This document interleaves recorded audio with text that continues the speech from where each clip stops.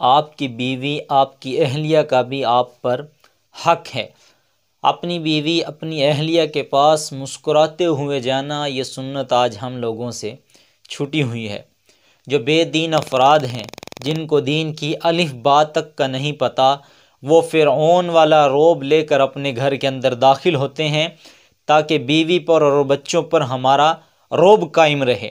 اور جو نام نہاد دیندار ہیں، اپنے آپ کو دیندار کہتے ہیں، وہ بھی جنید بغدادی والے حلیے کے اندر، صوفیت والے طریقے اور حلیے کے اندر تسبیحات کو لے کر نظروں کو جھکاتے ہوئے مراقبے کی صورت کے اندر اپنے گھر کے اندر داخل ہوتے ہیں، اپنی بیوی کی طرف محبت کی نگاہ سے دیکھتے تک نہیں۔ گھر کے اندر جانے کے بعد تسبیحات کا ذکر، کتابوں کے اندر زیادہ مغن رہنا اور موبائل کے اندر زیادہ وقت گزارنا، یہ ان لوگوں کا، نام نہاد دیندار لوگوں کا کام ہے۔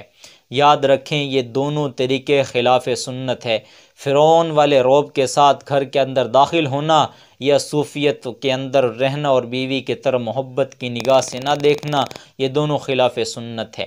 سنت طریقہ کیا ہے؟ اپنے گھر کے اندر مسکراتے ہوئے جانا، اپنی بیوی سے اس کی خیریت دریافت کرنا، اس کے پاس بیٹھ کر اس سے باتیں کرنا اور گھر کے کاموں کے اندر اس کا ہاتھ بٹانا، یہ سنت رسول صلی اللہ علیہ وسلم ہے۔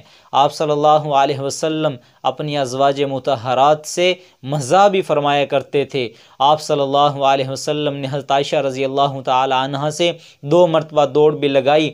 پہلی مرتبہ حضرت عائشہ رضی اللہ تعالی عنہا اول آئی اور دوسری مرتبہ حضور صلی اللہ علیہ وسلم حضرت عائشہ سے آگے نکل گئے۔ یہ سنت رسول ہے۔ ایک بات یاد رکھیں، تسبیحات اور نوافل سے زیادہ اجر اپنی اہلیہ کا حق ادا کرنے میں ہے۔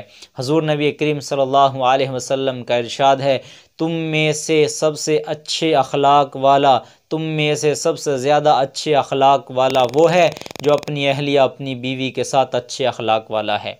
اپنی اہلیہ، اپنی بیوی کو لقمہ کھلانا، یہ بھی سنت رسول صلی اللہ علیہ وسلم ہے۔ اپنے ہاتھ سے لقمہ کھلانا، اس کے منہ کے اندر ڈالنا، یہ بھی سنت رسول صلی اللہ علیہ وسلم ہے۔